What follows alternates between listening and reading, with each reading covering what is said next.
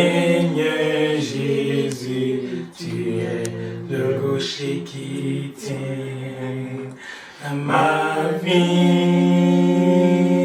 Seigneur Jésus, tu es le rocher qui tient ma vie.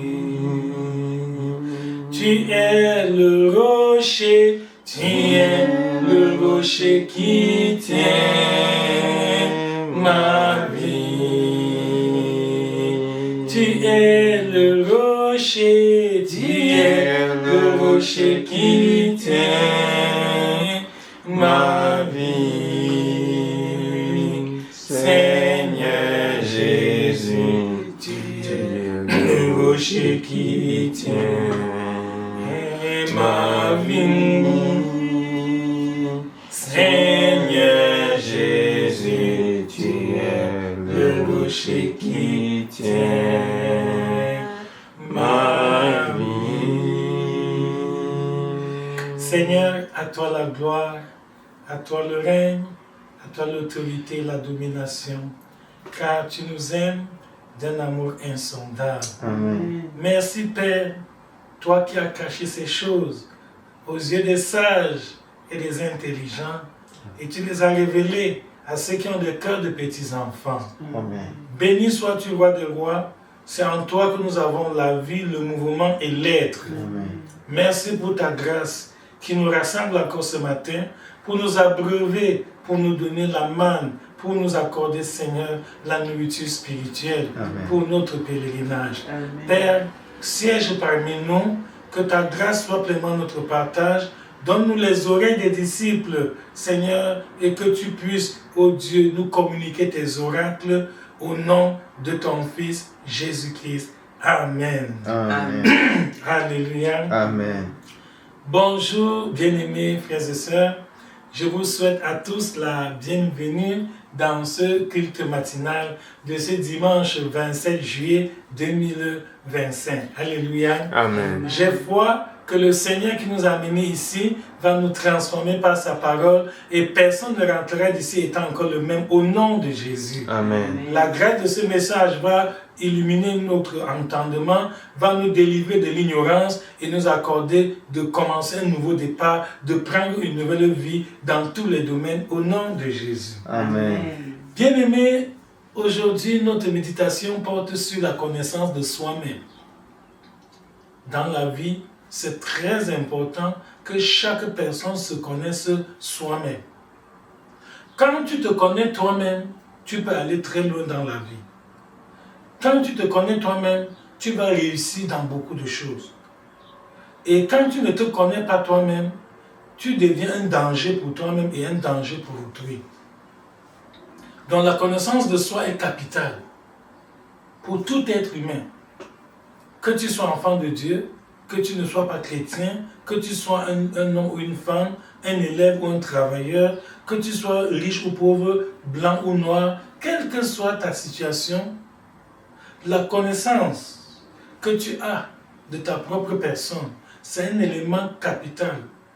C'est un paramètre vraiment déterminant pour tout le reste de ta vie ici-bas. Alléluia. Amen. D'abord, je voudrais définir que veut dire se connaître soi-même.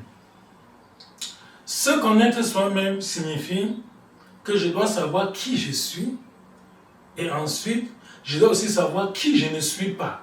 C'est très important. Premièrement, je dois m'identifier. Je dois savoir qui est-ce que je suis.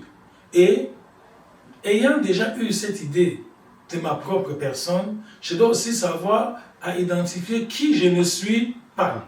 C'est-à-dire, ça me permet de savoir ce que je peux faire et ce que je ne peux pas faire. Là où je peux aller et là où je ne peux pas aller. Ce que je peux prendre et ce que je ne dois pas prendre. C'est très important. Ça vous paraît très simple, mais je vous dis que la vie de beaucoup d'êtres humains est impactée par ce problème. Beaucoup de gens ne savent pas qui ils sont. Beaucoup de gens se prennent pour ce qu'ils ne sont pas. Beaucoup de gens se créent des problèmes, même dans le lieu de service, même à l'école, même dans le foyer, dans le business, partout, même au quartier. Tout juste parce qu'ils ne connaissent pas leur identité. ils se méprennent sur leur propre personne. Et cela les amène à faire des erreurs. Quand quelqu'un se connaît soi-même, il connaît ses limites. Il sait jusqu'où il peut aller. Il connaît ses potentialités. Il connaît ses aptitudes. Il sait là où j'ai besoin d'aide. Il sait là où je peux évoluer en solo, tout seul, sans personne. Mais il sait aussi que dans d'autres domaines, j'ai absolument besoin du secours du prochain. Donc quand quelqu'un se connaît soi-même, il peut évaluer sa vie. Il peut lui-même regarder que bon, où est-ce que j'en suis? Qu'est-ce qui est à l'origine de mes échecs? Pourquoi est-ce que je tourne en rond? Qu'est-ce qui m'amène à vivre les mêmes expériences tous les jours? Quand quelqu'un se connaît soi-même, il sait même le moment où il doit demander pardon. Ah oui, certaines personnes ont des problèmes qui deviennent graves et jusqu'à aller à des extrêmes, tout simplement parce que quelqu'un n'a pas su à un moment donné que je dois m'abaisser, que tel que les événements se passent là, il faut que je demande pardon. Voilà comment le manque de connaissance de soi, ça aide. Et quand tu sais qui tu n'es pas, tu ne dois pas imiter les gens n'importe comment. Parce que l'imitation servile est aussi à l'origine de beaucoup d'échecs. Comme tu as vu tel porter tel habit, il faut que tu portes aussi. Tu ne connais pas ses revenus, tu ne connais pas son salaire, tu ne sais pas quelles sont ses responsabilités, ses charges. Tu as vu tel acheter telle voiture, telle marque de voiture, il faut que toi aussi tu achètes. Donc, cette concurrence, cette rivalité que les gens sont en train de faire aujourd'hui, il y en a qui finalement se mettent même dans les dettes parce qu'il n'a pas assez de moyens pour assumer le niveau de vie. Il veut vivre au-dessus de ses moyens. Et quand tu veux vivre au-dessus de tes moyens, tu vas aller prendre des dettes par-ci, par-là, ça devient un fardeau. Tu ne vas plus être tranquille parce que quand tu rencontres ton créancier, même s'il ne te demande pas où est mon argent, toi-même tu as la conscience, tu n'es pas tranquille, tu es gêné, tu as peur. Quand tu le vois causer avec quelqu'un, tu penses que peut-être il parle de moi, celui-là, que j'ai son argent. Et pourtant, eux, ils parlent même d'autres choses. Donc tu es en insécurité parce que tu ne te connais pas toi-même. Quand quelqu'un se connaît soi-même et qu'il a un problème avec le prochain, peut-être il y a eu un malentendu, bon, qu'est-ce que tu es le premier à faire le premier pas vers la réconciliation. Tu n'attends pas que c'est lui qui doit venir me voir. Non, tu sais qu'il est de mon intérêt qu'on ait de bonnes relations. Moi, je profite beaucoup de lui. Lui n'a pas grand-chose à tirer de moi.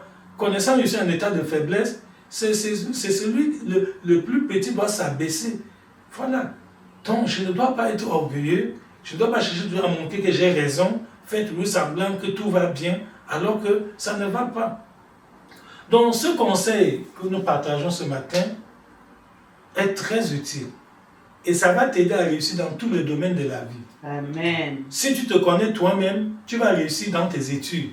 Amen. Tu te connais toi-même, tu vas réussir même dans ton travail. Amen. Tu te connais toi-même, tu vas réussir même dans ton business. Amen. Tu te connais toi-même, tu vas réussir même dans tes fiançailles. Amen. Tu te connais toi-même, tu vas réussir dans ton foyer. Amen. Tu te connais toi-même, tu vas réussir même dans ta vie spirituelle. Amen. Même si tu te connais toi-même, tu vas réussir même dans l'éducation de tes enfants. Amen. Si tu te connais toi-même, tu vas réussir même dans l'encadrement de ta famille. Amen. Et tu vas accomplir ta destinée. Amen. Alléluia. Amen. Tu quitteras ce monde sans aucun regret. Amen. Tu n'auras pas de surcharge sur ta vie. Amen. Tu ne vas pas encombrer ton existence avec des choses inutiles. Amen. Donc voilà le bien-aimé, le secret que le Seigneur nous donne ce matin, que chacun se connaisse soi-même. Étudie ta vie, observe-toi. Et la meilleure manière de se connaître, c'est la parole de Dieu. Parce que la parole de Dieu, c'est par elle que Dieu nous a créés. Et c'est cette parole qui est le code de la vie. C'est la boussole qui nous oriente, qui nous guide dans ce monde.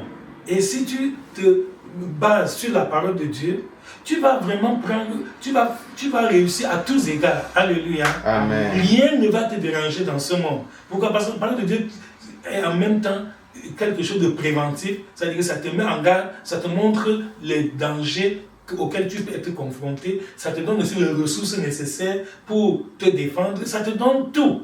Alléluia. Amen. Que cette grâce soit notre partage au nom de Jésus. Amen.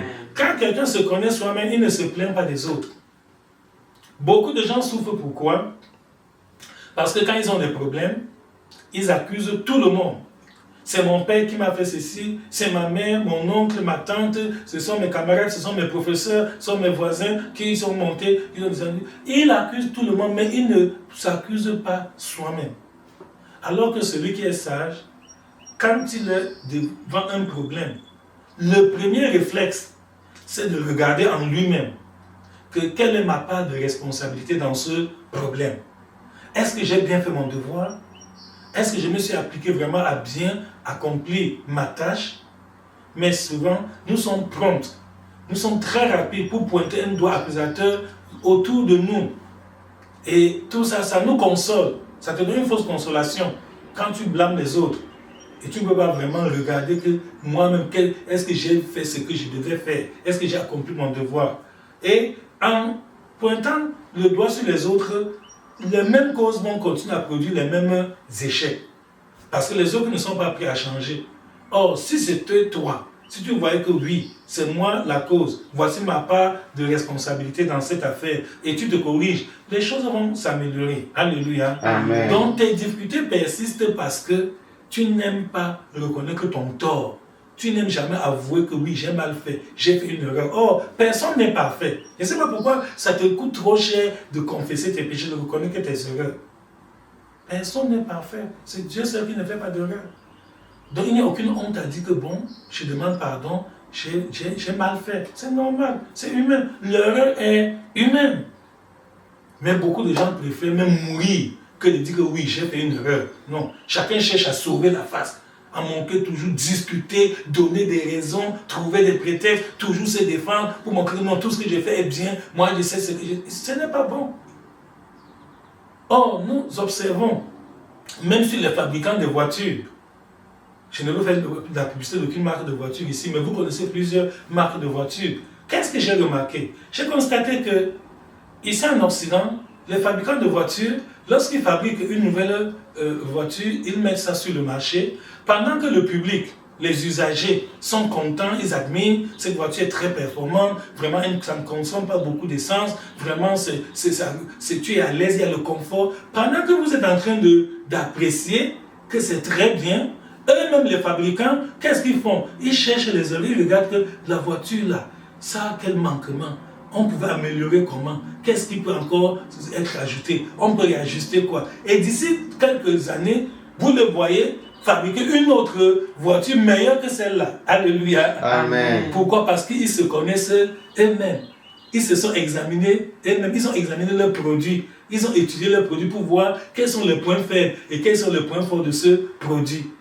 C'est beau, les gens admirent, les gens apprécient, mais ce n'est pas parfait. Alléluia. Amen. Ils savent que notre voiture qu'on a fait là, ce n'est pas parfait. Malgré toutes ces performances, on peut encore améliorer. Donc même toi, mon frère et ma soeur, garde cette mentalité-là, que tu peux toujours améliorer ce que tu fais jusqu'à présent. Amen. Il y a des gens qui croient qu'ils sont déjà au plafond, qui sont déjà arrivés. Ils n'aiment jamais le conseiller. Même quand tu veux le conseiller, ils ne veulent rien écouter parce qu'ils croient que non, je connais déjà, ce que je fais c'est bon. Même si c'est bien, on peut encore améliorer pour que ça devienne meilleur. Ce qui est bon, c'est bon, mais on peut faire pour que ça devienne meilleur. Voilà la mentalité. Si tu as vraiment cet état d'esprit, si tu as ce système de pensée, tu iras loin dans tous les domaines de la vie. Alléluia. Amen. Il ne faut jamais être trop satisfait. Il ne faut jamais être complaisant. Toujours en train de trouver que non, ça va, ça va, ça va. Et parfois, la personne qui va t'aider à améliorer ce que tu fais, peut-être c'est quelqu'un que tu sous-estimes, que tu méprises, que tu dis que non, il est même qui connaît quoi. Mais il peut te faire une toute petite remarque comme ça, qui va t'aider à identifier un domaine où tu pouvais encore faire mieux. Alléluia. Amen. Donc, il faut de l'humilité. En termes bibliques, il faut de l'humilité. Sois humble, sois réceptif, sois ouvert. Accepte les remarques, accepte les critiques. Il y a des critiques positives, il y a des critiques constructives. Parfois, quand quelqu'un vient vers toi, ne sois pas déjà sur tes défenses, tu veux déjà te défendre, tu veux déjà te justifier. Non. Écoute-le et après, prends du temps pour examiner, comme la Bible dit dans 1 Thessaloniciens 5, examiner toutes choses, retenez ce qui est bon. Mais certaines personnes s'enfoncent jour après jour dans des problèmes, dans des difficultés parce que tu ne veux écouter personne. Tu crois que tu es parfait, tu crois que tu connais tous les sabitou. Alléluia. Amen. Les sabitou ne vont jamais loin. Quand j'étais à l'école, on parlait de sabitou. C'est-à-dire, c'est parce qu'il sait tout. Personne n'est omniscient. C'est Dieu seul qui sait tout. Alléluia. Amen. Donc c'est bien de pouvoir être ouvert, être réceptif, avoir vraiment l'oreille attentive pour écouter les remarques, les conseils, les critiques, même les reproches. Qui sait? Oui. Parfois, c'est grâce aux reproches que vraiment tu vois certaines faiblesses, certaines infimités qui étaient en toi et que peut-être ça t'attendait à t'échapper. Alléluia. Amen. Voilà mon frère, aujourd'hui les gens se plaignent que j'ai des échecs, j'ai des problèmes, j'ai des difficultés, je ne comprends pas pourquoi ma vie ne marche pas, tout ce que j'essaie ça échoue, etc. Il se met à accuser les parents, il accuse la société, on accuse le gouvernement, on accuse les voisins, on accuse les camarades de classe, on accuse le professeur. Non, je vais te donner ce conseil vraiment qui peut être beaucoup utile. Après ce message, quand tu vas rentrer à la maison, je te supplie de prendre un miroir. Si tu veux connaître ton vrai ennemi, si tu veux connaître vraiment quelle est l'origine de tes souffrances, qu'est-ce qui vraiment... parce que tu crois que les gens ne t'aiment pas, c'est les sorciers du village. Si tu veux connaître le plus grand ennemi qui est à l'origine de tes échecs, qui te met le bâton dans les roues, oui, qui te cale, vraiment il te bloque pour que tu n'évolues pas. Prends un miroir, tu mets devant ton visage et regarde droit dans ce miroir et remarque attentivement qui tu vois dans ce miroir. Ce visage que tu vois dans le miroir, c'est ton plus grand ennemi. Ce visage que tu vois dans le miroir, c'est lui qui est à l'origine de tes échecs. Quel que soit ce que tous les autres gens ont fait, si vraiment celui que tu vois dans le miroir là, s'il faisait vraiment sa part objectivement et comme cela se doit, les choses seraient différentes. Même s'il y a des difficultés, ça ne pouvait pas arriver au niveau où cela se trouve maintenant. Donc, en d'autres termes, c'est juste une manière sage de dire qu'en réalité, ton vrai ennemi, c'est toi-même. La cause de tes échecs, c'est toi-même. Ce qui bloque ta vie, c'est que si tu te transformes toi-même, tes situations vont aussi être changées.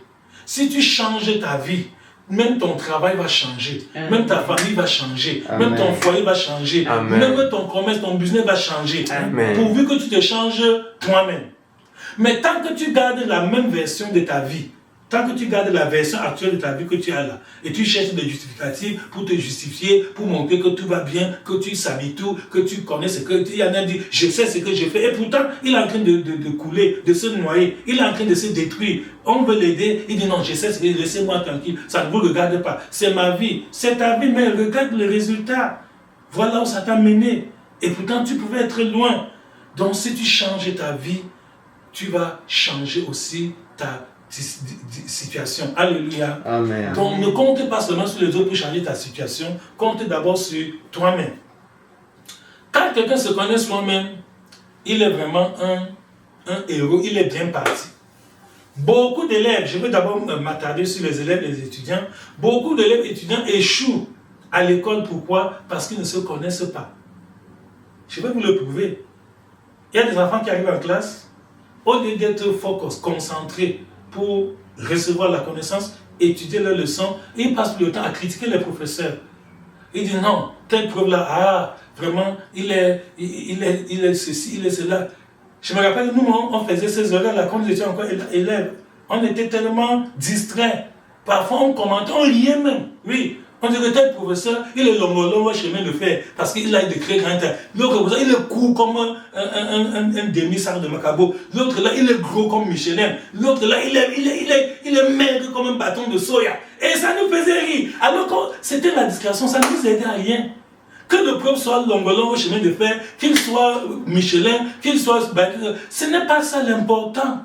Ce qui est important, c'est que nous soyons concentrés pour suivre le cours qu'il est venu nous dispenser et de recevoir la connaissance qu'il est en train de nous transmettre. C'est sur ça qu'on va nous évaluer à la fin du trimestre ou à la fin de l'année. L'évaluation qu'on va nous donner au bac ou au probatoire ou au BP, je ne sais pas quel examen, on va nous donner que le procès était long, il était court, il était jaune, il était vert. Tout cela ne nous aidera à rien. Donc je voudrais t'aider, parce que nous on était tombés dans ce piège-là. On passait tout le temps dans des sous-problèmes, vraiment. On disait qu'un jour, on avait un professeur de mathématiques qui était un blanc. Alors, tout le temps, dès qu'il entrait en classe, on se mettait à rire. Parce qu'on disait que son nez est long, que le nez des blancs est tellement long. Et au lieu de suivre le cours, chaque fois qu'il se tournait, quand il écrit au tableau, on est calme. Dès qu'il se tourne pour regarder les élèves, nous éclatons tous de rire. Parce que tout le monde avait l'attention sur son nez qui est très long. Vous voyez, c'est ça, il dit que beaucoup d'élèves ne se connaissent pas. Parfois, ils confondent même qui ils sont. Quand les élèves rentrent des classes, pendant que les adultes, ceux qui sont déjà dans la vie active, ils sont en train de peut-être causer, faire des commentaires, etc. Toi aussi qui élève, tu t'en vas t'asseoir là. Alors que demain, tu auras un examen, demain, tu auras des devoirs, tu auras des évaluations. Alors, tu devais savoir qu'il y a un temps pour chaque chose. Je suis encore sur les bancs. Par conséquent, je dois avoir un programme adapté à ma situation. Eux, ils n'ont aucun examen. Ils peuvent faire le divers, causer, regarder la télé, jouer, bavarder, jouer aux cartes, aux billes, au jambo et tout le reste. Mais moi, je ne peux pas me mêler à eux. Je dois me concentrer pour apprendre mes leçons, pour réviser. J'ai des devoirs que je dois faire, que je dois rendre demain, etc. Donc même ton emploi du temps doit refléter ton identité. Alléluia. Amen. Donc c'est pour ça que l'apôtre Paul dit dans 1 Corinthiens 9, 24 que ceux qui courent dans le stade courent tous. Mais ils s'imposent tous, mais pour obtenir une couronne corruptible. Mais nous devons le faire pour obtenir une couronne incorruptible. Et Paul nous donne la leçon, son exemple personnel. Il dit que moi donc, je cours, non pas comme battant de l'air, je frappe, non pas comme à l'aventure, mais je traite durement mon corps et je le tiens assujetti. Alléluia. Amen. Voilà le secret de la réussite. Paul se connaissait soi-même. Paul savait que malgré les persécutions, malgré tout ce que les gens me font là, si moi-même je suis sévère contre... Paul était sévère contre lui-même. Donc quand tu es sévère contre toi-même, tu vas beaucoup progresser. Tu vas surmonter les écueils. Aucun obstacle ne pourra te résister. Alléluia. Amen. Paul était sévère contre lui-même. Paul veillait. Donc cette discipline personnelle est très importante dans la réussite dans la vie. Malheureusement, beaucoup d'enfants ne se connaissent pas. Il y a des enfants qui trient même la nourriture. Ils disent non, je mange pas le macabo, je ne peux pas le riz, je ne peux pas... Alors que pour le moment, tu es un consommateur. Alléluia. Amen. Tu ne travailles pas encore.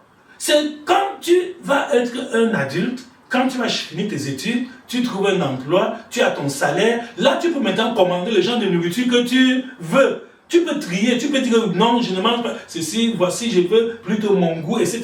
Mais maintenant que tu es juste là, un consommateur, ce sont les parents qui travaillent avant d'apporter la nourriture. S'ils apportent même le macabo, tu dois manger.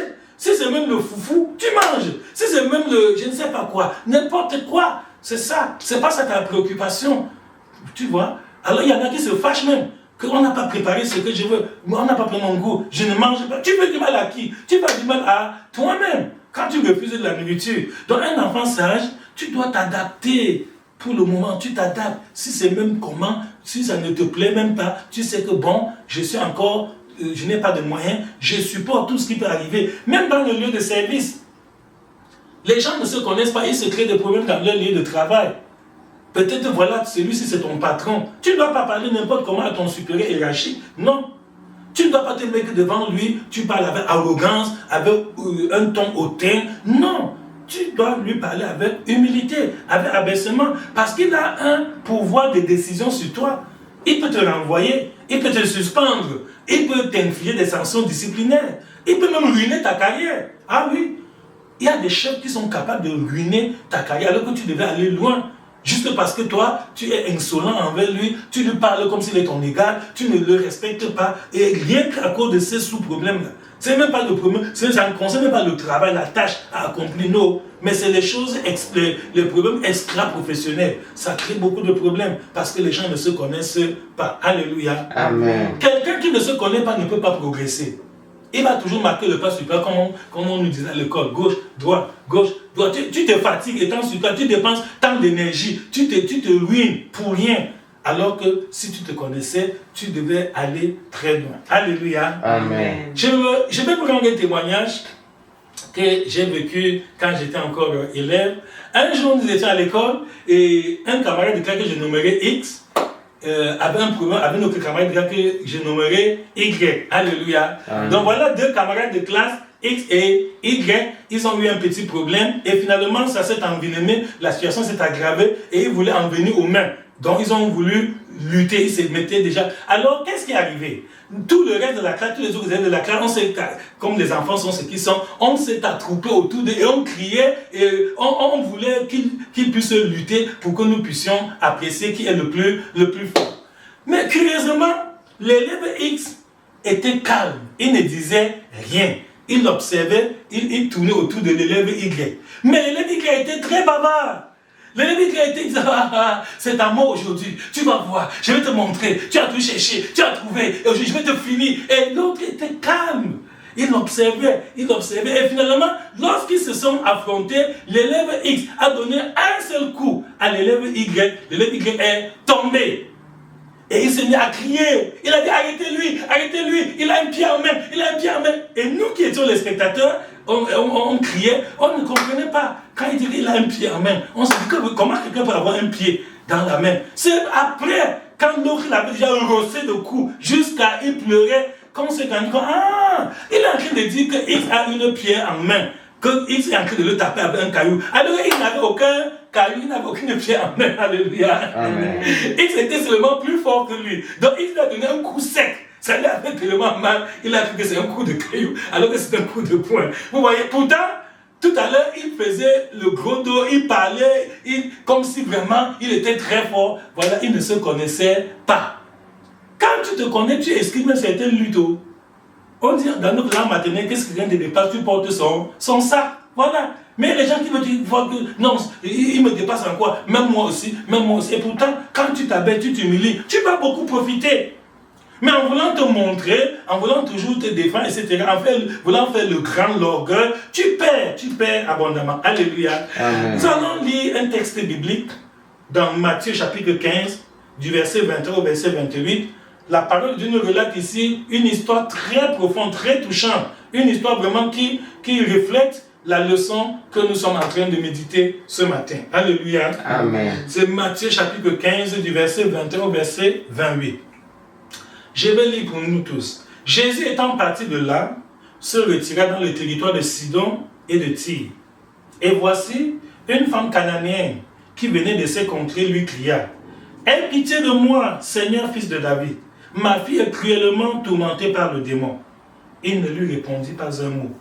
Et ses disciples s'approchèrent et lui dirent avec insistance, « Renvoie-la, car elle crie derrière nous. » Il répondit, « Je n'ai été envoyé qu'aux brebis perdues de la maison d'Israël. » Mais elle vint se prosterner devant lui, disant, « Seigneur, secours-moi. » Il répondit, « Il n'est pas bien de prendre le pain des enfants et de le jeter aux petits chiens. » « Oui, Seigneur, dit-elle, mais les petits chiens mangent les miettes qui tombent de la table de leur maître. » Alors Jésus lui dit, « Femme, ta foi est grande, qu'il te soit fait comme tu veux. » Et à l'heure même, sa fille fut guérie. Alléluia. Amen. Bien aimé, cette histoire est très riche. En quelques mots, la Bible nous apprend beaucoup de leçons ici. Voici une femme qui a un enfant malade. Et cette femme, elle se connaît. Alléluia. Amen. Je peux déjà vous dire d'emblée que cette femme se connaît et on va le voir tout à l'heure. Parce que si elle ne se connaissait pas, il y a des femmes qui ont un enfant malade et elles se comportent comme si elles n'ont pas un enfant malade. Ah oui, il y a des femmes qui ont des problèmes, mais qui vivent comme si, c'est-à-dire, comme s'il n'y a rien. Elle était consciente. Elle a su que j'ai un problème. Je ne vais pas passer la journée si comme d'habitude. Je vais chercher la solution à mon problème. Voilà, bien aimé, il y a des gens qui ont des problèmes, mais qui passent des journées sans réfléchir que je peux faire comment pour résoudre mon problème. Parfois, c'est quand il entend un autre qui dit, « Oh, même moi, je suis dans la même situation, même moi, vous faites comment même ?» Et pourtant, celui qui a un problème doit être focus, concentré. Tu dois t'occuper de toi-même. Or, il y a des gens qui ont des problèmes, ils laissent leurs problèmes, ils sont sur les problèmes des autres, ils commentent, tu as appris, hey, j'ai entendu que l'homme est monté, la femme a fait ceci, dans l'autre maison, dans tes pays, et pourtant tu as tes propres problèmes que tu n'arrives pas à résoudre. Au lieu de te concentrer, de réfléchir pour chercher comment tu vas résoudre tes problèmes, tu es là, ta bouche est tranchante pour commenter, pour faire le congossa, etc. Cette femme était très sage, elle se connaissait. Sa fille est malade, est-ce que je peux me comporter comme les autres femmes qui n'ont pas d'enfants malades? C'est déjà un bon départ. Alléluia. Amen. Deuxième problème, cette femme n'a pas accouché cet enfant seule. Ah oui. certainement cet enfant a un père. Mais dans toute l'histoire, nous ne voyons pas où est le père de l'enfant. On ne fait aucune part mention du père de l'enfant. Si c'était une autre femme, elle dirait que bon, vraiment, comme je n'ai pas de l'enfant, c'est seul, il faut à tout prix que le père soit là, avant qu'on cherche la solution ensemble, avant qu'on voit comment on va faire. Elle a su que si je fais ça, l'enfant, il peut mourir. Et c'est moi qui vais perdre mon enfant. Bon, peut-être le père était absent, ou il a voyagé, ou il est déjà mort, ou il est décédé, ou il est irresponsable. On ne sait pas, cette femme ne s'est pas préoccupée de ça. Même toi, si tu veux être sage, si tu veux réussir dans la vie, vraiment, ne perds pas trop le temps à accuser les gens, à regarder tel a fait, c'était non. Elle a pris les choses en main. Alléluia. Amen. Prends ta vie dans tes mains. C'est ça, mon frère. Prends ta vie dans tes mains. C'est un grand secret. Ne reste pas toujours pour attendre les gens qu'on va m'aider. Tel a dit qu'il va m'aider. Tant mieux, si quelqu'un t'aide, c'est bon. Mais prends ta vie dans tes mains, si bien que si personne ne vient t'aider, toi-même tu te bats, toi-même tu te débrouilles. Et par la grâce de Dieu, tu réussiras. Alléluia. Amen. C'est ce que cette femme a fait. Elle n'a pas dit que, mais où est le père de l'enfant? Non, elle a pris son enfant et elle est sortie malgré cette difficulté. Et quelle autre difficulté elle a encore rencontrée? Elle a eu un problème parce que Jésus s'était caché. Alléluia. Amen. Oui, Jésus ne voulait pas qu'on sache où il est. Nous allons lire dans le livre de Marc cette précision que Jésus était parti. La Bible dans Marc chapitre 5 verset 24 que Jésus étant parti de là s'en alla dans le territoire de Tyr et de Sidon. Il entra dans une maison désirant que personne ne le sût. Donc Jésus ne voulait pas que les gens sachent où il est. Mais cette femme a fouillé jusqu'à trouver Jésus. Alléluia. Amen. C'est ça. Quand quelqu'un se connaît, quand quelqu'un a un problème, il ne reste pas la braque, j'attends. Peut-être par chance, peut-être non, c'est levé, fouillé, elle a cherché, même comme Jésus voulait faire une retraite, Jésus voulait se concentrer, elle a fouillé jusqu'à aller le trouver là où il se cachait, alléluia. Amen. Voilà d'autres obstacles, mais si tu te dis, on m'a dit que Jésus peut m'aider, mais il n'est pas là, non, j'attends le jour, il va venir, oh, non, il n'a pas dit que j'attends. Donc beaucoup de gens qui croisent les bras pour attendre, ce n'est pas bon. L'attentisme n'est pas une bonne attitude pour quelqu'un qui veut réussir dans la vie. Alléluia. Amen. Sois entrepreneur, prends des initiatives, prends le devant, essaye d'innover, essaye de chercher, fais quelque chose. Si les choses ne bougent pas, toi-même il faut bouger. Alléluia. Amen. Voilà comment cette femme a combattu. Vous voyez. Et autre problème, le silence de Jésus. Quand elle a même finalement découvert où Jésus se trouve, on lui a dit que Jésus guérit les malades, Jésus chasse les démons, et elle savait que Jésus peut résoudre son problème. Si c'était toi, tu peux dire, bon, j'ai même crié, il a été indifférent, bon, moi je rentre, moi. Il y en a comme ça, qui ont des problèmes. Ils voient celui qui peut l'aider, et au lieu d'être patient, au lieu de pouvoir être persévérant jusqu'à ce qu'il obtienne, non. Tu accuses quelqu'un qui peut t'aider. Tu te fâches de quelqu'un qui peut t'aider. Alors que c'est toi qui as des problèmes. Je crois que c'est le malade qui cherche le médecin. Ce n'est pas le contraire. Donc elle a supporté. Voilà un autre obstacle. Et encore, cinquième obstacle que cette femme a surmonté, c'est la réaction des disciples de Jésus. Les disciples de Jésus ont dit à Jésus que chasse cette femme car elle crie derrière nous. Vous voyez? Alors que normalement, elle s'attendait à ce que les disciples devaient avoir compassion d'elle et même intervenir auprès de Jésus que vraiment, Seigneur, viens t'occuper de cette femme parce qu'elle souffre. Non, au contraire. Et si c'était toi, comme dans les églises aujourd'hui, oui, quand un serviteur de Dieu te parle durement, te parle, oh non, ça ne vaut pas la peine. On dit qu'ils sont même serviteurs, pasteurs.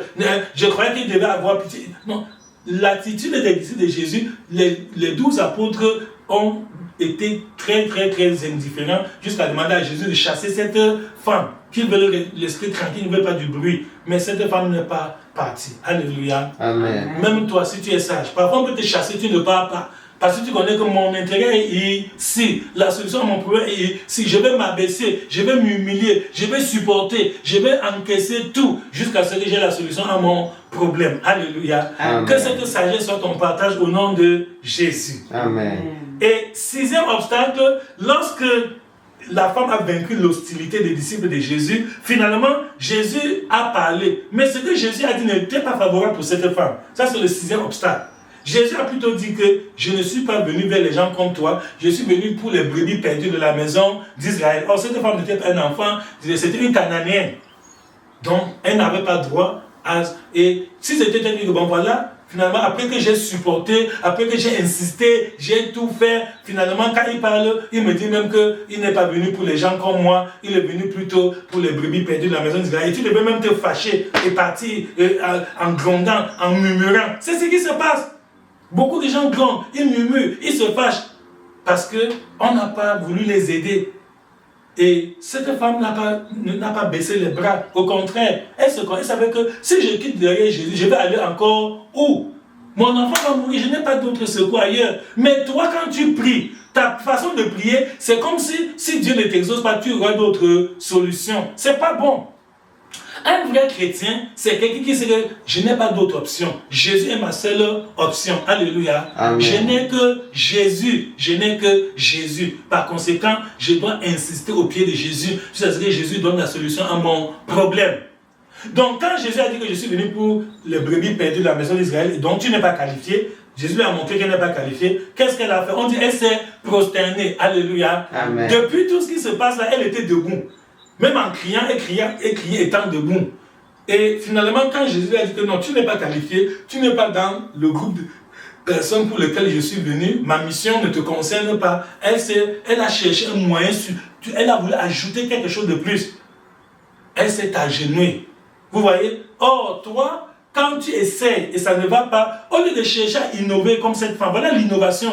Elle a le sens de l'innovation. Elle a le sens de chercher à faire quelque chose qu'elle ne faisait pas avant. Si c'est toi, tu vas continuer toujours à crier, à crier, à crier. Elle a su que si elle continue seulement à crier, la fête, ça ne marchera pas. Parce que j'ai déjà crié fatigué, il n'a pas réagi positivement. Maintenant, je vais m'agenouiller. Voilà mon frère, même toi, quand tu as un problème et tu cherches la solution, tu fais des efforts, ça ne marche pas. Essaie de creuser ta cible, fais travailler tes méninges et réfléchis que qu'est-ce que je peux faire encore de nouveau que je n'ai pas encore fait jusqu'à présent. Mais si tu continues à faire les mêmes choses, les mêmes causes vont produire les mêmes effets. Alléluia. Amen. Donc nous admirons vraiment cette femme. Elle s'est prosternée et Jésus lui a dit que Jésus a même encore aggravé la situation en disant qu'il n'est pas bon de prendre la nourriture des petits enfants et de donner aux petits chiens. Alléluia. Amen. Ça alors c'est le terminal. Je peux dire que ça c'est la finale. Quand Jésus dit qu'il n'est pas bon de prendre la nourriture des enfants et de donner aux chiens.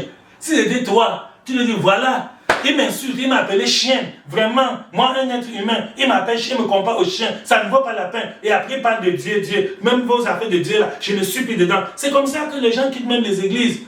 Quand tu as un problème, au lieu de savoir que c'est au pied du Seigneur que je peux trouver la solution, tu te fâches de tel, tu te fâches du pasteur, du serviteur, des frères, des sœurs. Tu aggraves ta situation et finalement, tu te retrouves dans des problèmes.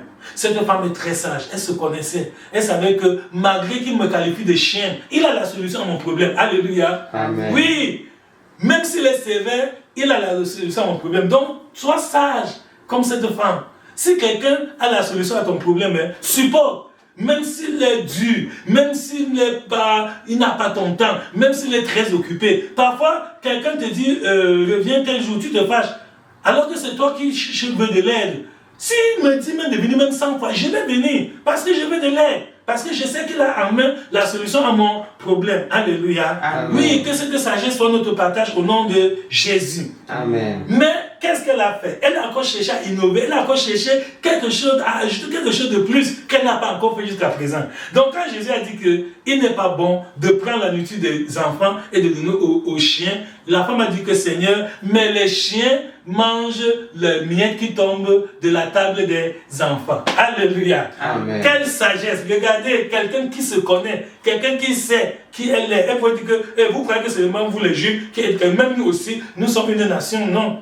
Elle dit que d'accord, vous les enfants de la maison, pendant que vous mangez, mais ça, il y a les miens qui tombent à terre. Est-ce qu'une chien comme moi, je peux quand même ramasser ça? Et le Seigneur lui a dit que oui, ta foi est grande. Alléluia. Amen. Et le Seigneur l'a guéri, le Seigneur l'a délivré. Combien de fois toi-même tu vas devant Dieu pour un problème et le Seigneur veut t'éprouver? Comme il a éprouvé cette femme. Le Seigneur ne te... Parfois, certains croient que, comme j'ai cru, je suis dans la foi, si dès que j'ouvre la bouche, allez, tcham, Dieu va exaucer au même moment. Non. Il y a certains sujets que tu pries, Dieu n'exauce pas le même jour. Dieu attend peut-être que tu pries encore le lendemain, peut-être même la semaine suivante, peut-être même un mois. Il y a certains sujets de prière que quelqu'un peut faire même pendant des années. Regardez Abraham. Dieu lui a promis un enfant à l'âge de 75 ans. Mais c'est après 25 ans qu'Abraham a obtenu la promesse qu'il a eue, la naissance d'Isaac. Donc, quelle persévérance! Parce qu'Abraham se connaissait. Il savait que c'est Dieu qui peut résoudre mon problème. Je n'ai pas à me fâcher de lui. Bien aimé, c'est très important. Dans la vie, il faut se connaître. Il faut être humble. Il faut savoir s'abaisser. Il faut savoir supporter même certaines injustices. Alléluia. Amen. Oui, supporte même certaines injustices pour avoir la paix, pour garder ton foyer, pour garder ton mariage. Mais chacun veut manquer.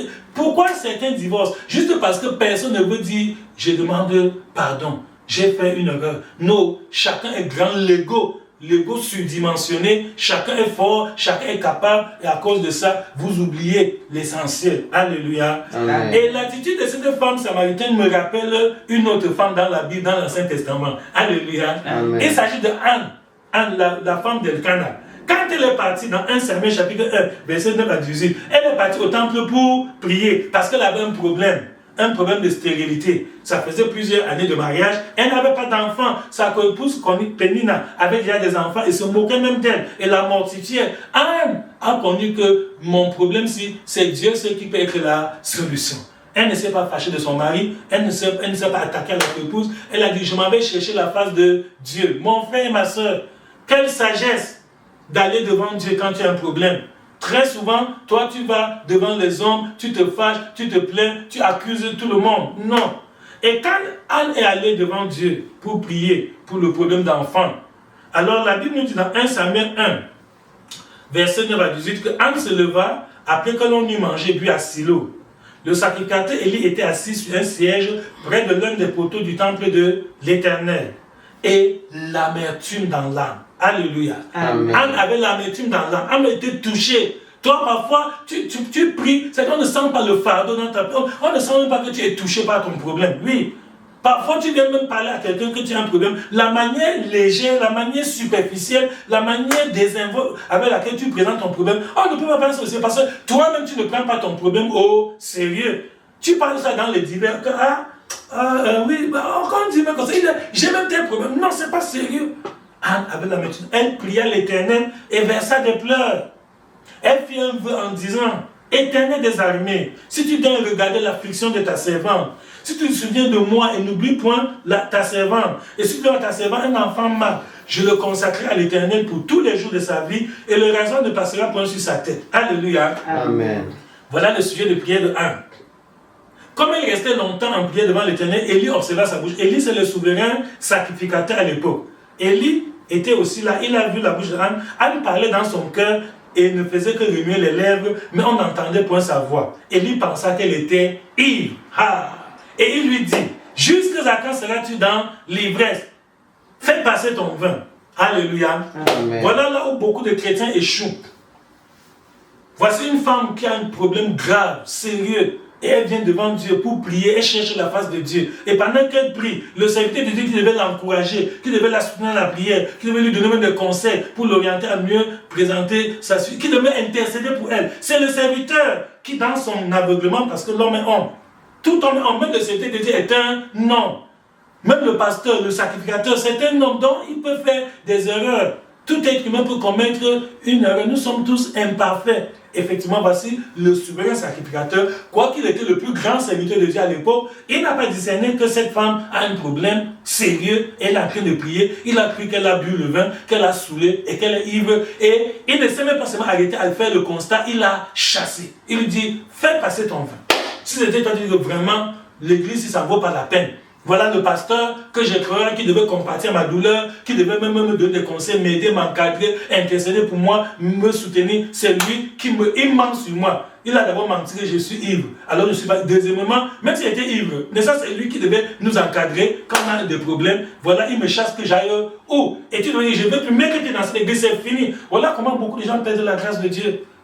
À cause des murmures, à cause des jugements, là où il ne fallait pas. Anne se connaissait. Anne a su que non, mon problème, si c'est Dieu seul qui peut me donner la solution. Alléluia. Amen. Alors, regardons la réaction de Anne. Anne répondit, non, mon Seigneur. Je suis une femme qui souffre en son cœur. Et je n'ai bu ni vin, ni boisson enivrante. Mais je répandais mon âme devant l'Éternel. Alléluia. Amen. Voyez le ton qu'Anne utilise. Alors qu'elle a raison. Alors le serviteur a tort. Le serviteur est dans l'erreur. Mais c'est que toi, quand quelqu'un a tort devant toi, non, tu vas le chosifier, tu vas lui parler comme si c'était un animal, tu vas non, tu lui manques de respect, c'est pas bon. Bien qu'il soit dans l'erreur, il demeure le sacrificateur. On continue à le respecter. On continue à lui donner tout son honneur. Alléluia. Amen. Vraiment que cette sagesse soit notre partage au nom de Jésus. Amen. Parce que plusieurs fois, tu as même raison. Mais finalement, tu perds. Pourquoi? Parce que, comme tu as raison, tu deviens arrogant, tu deviens orgueilleux, tu parles n'importe comment. Non. C'est pas parce qu'il a commis une erreur que si toi aussi tu commets une erreur, ton erreur sera une bonne chose. Non. On l'a respecté, on l'appelle mon Seigneur, on lui parle avec douceur, on prend le temps pour lui expliquer en détail sa situation. Alléluia. Amen. Que cette sagesse soit notre partage au nom de Jésus. Amen. On continue, ne prends pas ta servante pour une femme pervertie, car c'est l'excès de ma douleur et de mon chagrin qui m'a fait parler jusqu'à présent. Élie reprit la parole et dit. Élie s'est ressaisi. Tu vois, comme le proverbe dit qu'une réponse douce calme la fureur. Mais si quelqu'un parle mal et toi aussi tu t'enflammes, vous allez faire monter la tension et finalement tout va se gâter. Si Anne répondait avec le même ton qu'Élie, c'était terminé. Mais Anne, elle restait calme, elle restait humble, pourtant elle avait raison. C'est pas parce que tu as raison que maintenant tu dois te fâcher, tu dois engueuler, tu dois insulter. Non. Élie reprit la parole et dit, va en paix et que le Dieu d'Israël exauce la prière que tu lui as adressée. Alléluia. Amen. Voilà maintenant Élie est revenu en lui-même et il prononce une parole de bénédiction sur elle. Je prie que tu ne rates pas ta bénédiction au nom de Jésus. Amen. Malgré les problèmes, malgré les difficultés, malgré les réactions des hommes, malgré l'incompréhension. Oui, parfois on ne te comprend pas, mais garde la foi, garde la parole de Dieu, fais la volonté de Dieu et tu ne perdras pas ta bénédiction au nom de Jésus. Amen.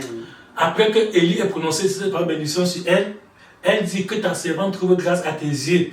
Et cette femme s'en alla, elle mangea et son visage ne fut plus le même. Alléluia. Amen. Elle a déjà reçu sa grâce, elle a reçu la solution à son problème. Même comme elle n'est pas encore grosse, même comme l'enfant n'est pas dans ses mains, elle sait que le Seigneur a déjà exaucé sa prière. Alléluia. Amen. Voilà, bien-aimés frères et sœurs, que chacun de nous soit sage, il faut te connaître et il faut te plier devant la vérité. Ne te décourage pas vite. Ce qui nous tue est que nous nous décourageons très vite. Dès que tu fais un peu d'effort, dès qu'il y a un moindre obstacle, allez hop, tu te fâches, tu t'emportes, tu bavardes, tu te dégonfles, tu te vides. Même le peu de grâce que tu avais emmagasiné, tu perds tout. Parce que tu crois que tu as raison. Cela n'est pas bien. Donc quelqu'un qui vraiment veut réussir dans la vie, tu dois te connaître. Il y a des situations où tu dois même te taire. Pas parce que tu n'as pas dit, mais parce que c'est que parler maintenant ne sert à rien. Il y a une situation où tu dois t'abaisser, tu dois t'humilier et supporter même certaines injustices. Et par cette persévérance, on a vu comment la femme cananéenne a reçu la guérison de sa fille. On a vu comment Anne a reçu son enfant. Elle a été délivrée de la stérilité. Alléluia. Amen. Bien-aimés, voilà la leçon que nous avons voulu partager avec vous aujourd'hui. qu'il faut se connaître. Il faut vraiment être humble. Il faut savoir s'abaisser, il faut savoir s'humilier. Il faut être concentré, focus. Quand tu as un problème, toi-même, ne te mets pas à accuser les gens à gauche ou à droite. Prends ta vie en main. N'attends pas toujours que les gens viennent t'aider. Non, toi-même, prends des initiatives. Essaye. Et quand ça ne va pas, cherche à innover. Ne manque pas le pas suivant. Ne continue pas la routine à répéter la même chose. Essaye de réfléchir. Je peux faire comment? Demande même conseil pour essayer un peu de trouver mieux pour que ton problème soit résolu. Alléluia. Amen. Bien-aimé, je prie que cette grâce soit notre partage au nom de Jésus. Amen. Que ce message nous transforme, que chacun de nous devienne sage, que chacun de nous devienne humble, que chacun de nous soit vraiment persévérant, comme la femme cananéenne, comme Anne, en sorte que quels que soient les problèmes que nous affrontons maintenant, que la grâce de Dieu nous visite au nom de Jésus. Amen. Levons-nous, nous allons prier. Notre Dieu et notre Rédempteur, merci pour cette parole qui vient nous éclairer et nous montrer comment nous pouvons faire devant les difficultés. Quelle est l'attitude à adopter? C'est d'être humble, Seigneur, de pouvoir chercher la solution et de ne pas perdre le temps, ne pas être distrait par des commentaires, de causeries inutiles, mais d'être, oh Dieu, concentrer et de chercher la solution là où elle se trouve et pouvoir surmonter tous les obstacles. Cette femme a surmonté 7 obstacles devant elle pour obtenir la guérison, la délivrance de sa fille qui était tourmentée par les démons. Et Anne aussi a surmonté beaucoup d'obstacles pour obtenir, Seigneur, son enfant Samuel. Nous te bénissons pour tous ces modèles. Tu dis que ces choses ont été écrites pour notre instruction, afin que nous qui vivons aujourd'hui, puisque nous avons les mêmes combats, les mêmes difficultés, que nous puissions tirer sagesse de ce qui est arrivé à ceux qui nous ont devancés pour pouvoir, Seigneur, obtenir la solution à nos problèmes. Je prie pour moi-même, je prie pour mes frères et sœurs, que la grâce de Dieu soit notre partage, que par ce message, nous soyons, Seigneur, transformés, nous devenions sages à salut pour obtenir l'exaucement de nos prières. Au nom de Jésus, nous avons prié. Amen.